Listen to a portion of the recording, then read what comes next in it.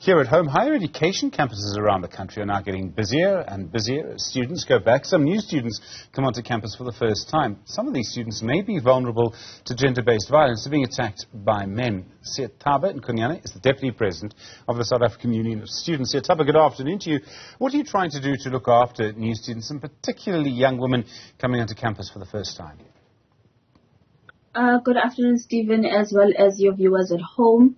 Our plan right now in preparation for the return of students back to campus is really to firstly try to assist our first entering students as they transition from a space of high school education into tertiary education by making sure that they are aware and they know which offices and which doors to go to should they find themselves in the unfortunate situations of becoming victims of gender-based violence. Do you think administrators on campuses, and I'm talking about university, higher education officials, are they doing enough to keep young people safe? In terms of the government, for instance, I do think that they've done their part, because we've also formed part of the discussions that were taking place, especially around the framework policies that are to be implemented into institutions of higher learning. But when it comes to the question of whether institutions of higher learning are actually doing well in terms of implementation is another story, because quite often times we find that the government does lay out a rule for what universities must do, but the question of implementation is something else. And from the perspective that I'm sitting from, I can absolutely confirm that that's not the situation. And that's what our campaign this year is aimed at, and that is ensuring that implementation of the gender-based violence policy that we form part of developing is actually implemented equally across all institutions of higher learning, ensuring that all victims or survivors get the same treatment or the same level of assistance. These are often young women who literally, 3 months ago were wearing a school uniform. Suddenly they're on a higher education campus. There's often more access to things like alcohol as well. Is there anything their parents and communities can do? I mean, it's a strange question, because really the problem is the men, right? So that's really the issue.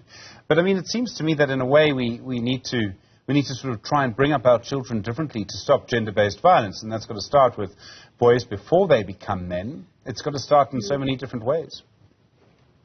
Absolutely, Stephen. The issue of gender-based violence is a societal issue. So it starts from the way that we raise boys to view women in society, because the entitlement, for instance, in the sexual abuse case, the entitlement comes from seeing that a man is superior in comparison to a female. So it starts way back, starting with parents in the way that we raise our children, starting from the way that we teach or we preach in church, ensuring that we understand that men understand that women are human beings and are entitled to being humans in their own capacity, and not only that, but deserve the same level of respect that they give to their brothers or their grootman. So women are equally as important as men human beings.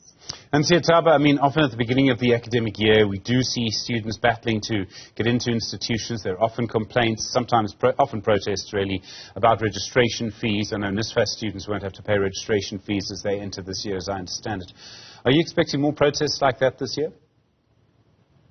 I can't really say in terms of the protest, Stephen, because we can only take the feedback that we receive mostly from SRC. So I don't want to be syngomatic and say that there's going to be protests or whatever the situation may be. But my biggest concern right now, especially from the perspective of gender-based violence, is the availability of safe for students.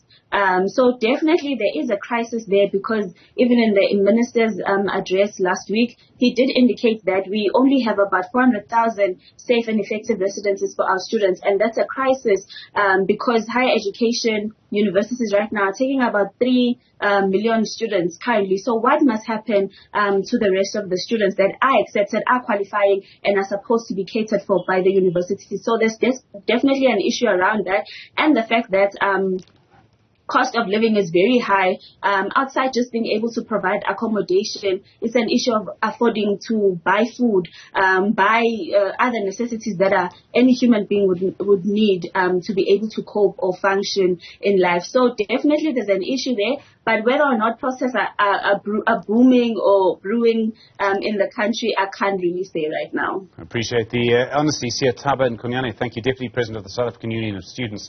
I do appreciate it.